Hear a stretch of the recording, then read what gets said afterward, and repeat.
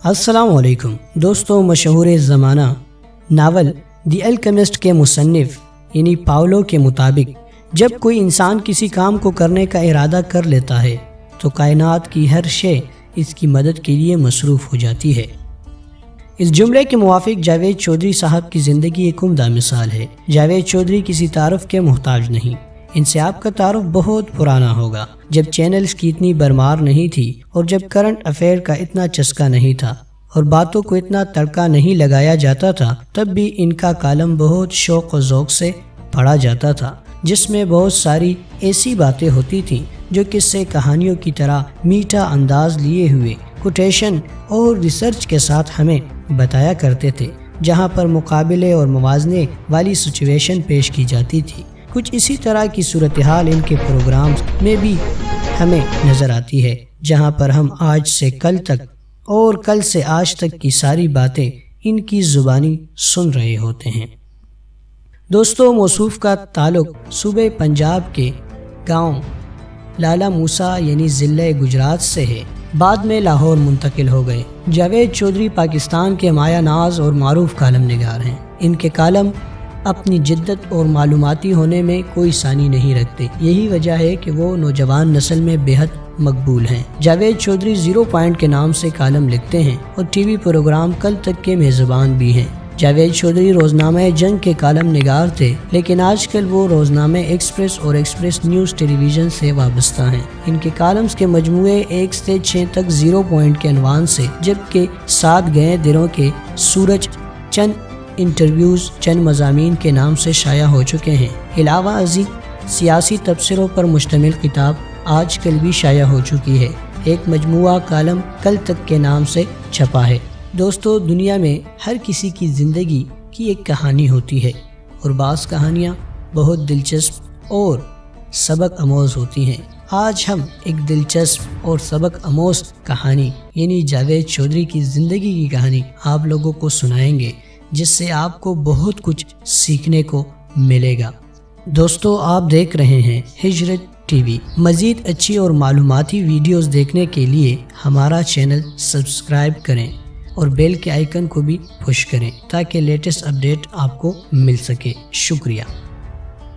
جاوید چودھری نے ایک نجی ٹی وی چینل کو انٹرویو دیتے ہوئے بتایا کہ ہمارے کل خاندان میں صرف 3 عورتیں تھیں جنہوں نے قرآن مجید کا ختم کیا تھا۔ ان کے علاوہ کسی کو قرآن مجید کی تعلیم نہیں دی گئی تھی اور مردوں کے لیے تو ضروری ہی نہیں سمجھی جاتی تھی۔ مزید بتاتے ہیں کہ میں اپنے خاندان کا واحد فرد ہوں جو تعلیم حاصل کرنے کے لیے اسکول، کالج اور یونیورسٹی گیا۔ اس قسم کے ماحول سے وابستہ ہونے کی وجہ سے قابلیت بھی کچھ خاص نہیں تھی، بلکہ موصوف کا کہنا تھا کہ میں رٹا لگایا کرتا تھا اور گم سم خاموش رہتا تھا، لیکن پھر میری زندگی میں ایک موڑ ایسا بھی آیا اور مجھے احساس ہوا کہ فلاں شخص یا فلاں لڑکا میری کلاس میں کس طرح اول پوزیشن لے لیتا ہے۔ پتہ کرنے پر معلوم پڑا کہ یہ لڑکا پیپر اچھے طریقے سے دیتا ہے۔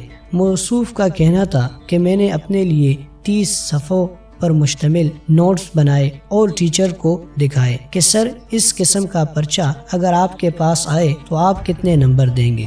استاد نے بغور جائزہ لینے کے بعد بتایا کہ اس کو 20 میں سے 19 نمبر دوں گا، لیکن آدھ گھنٹے میں کوئی 30 صفحے نہیں لکھ سکتا۔ موصوف کا کہنا تھا کہ میں اول پوزیشن لینے کا گڑ سمجھ گیا۔ میں نے ان صفحوں کو یاد کیا اور پھر لکھنے کی پریکٹس شروع کر دی۔ 6 ماہ مسلسل مشق کرنے کے بعد میں اس قابل ہو گیا کہ آدھ گھنٹے میں 35 صفحے لکھ لیتا تھا، اور اس کا نتیجہ یہ نکلا کہ میں کلاس میں اول پوزیشن لینے میں کامیاب ہو گیا، جس سے تمام دوسرے افراد حیران رہ گئے اور ان کو یقین نہیں آیا کہ میں بھی اول پوزیشن لے سکتا ہوں۔ دوستو، موصوف کا کہنا تھا کہ یہی وہ جگہ تھی کہ مجھے پتہ چلا کامیابی کے لیے محنت بہت ضروری ہے۔ اگر آپ محنتی ہیں، آپ کو کسی استاد کی ضرورت نہیں۔ اگر آپ محنتی ہیں، آپ کو کسی لیڈر کی ضرورت نہیں۔ مزید وضاحت کرتے ہوئے موصوف نے فرمایا کہ 30% کامیابی میں محنت حصے دار ہوتی ہے اور پھر دوسری اہم چیز ایمانداری ہوتی ہے۔ ایمانداری کا کوئی راستہ نہیں روک سکتا، جبکہ ایمانداری کے بھی 4 ستون ہیں، ان پر پورا اترنا ضروری ہے۔ نمبر 1 کمٹمنٹ، نمبر 2 جھوٹ نہ بولیں، نمبر 3 وعدہ پورا کریں، اور نمبر 4 اپنے کہے پر پورا اتریں۔ محنت اور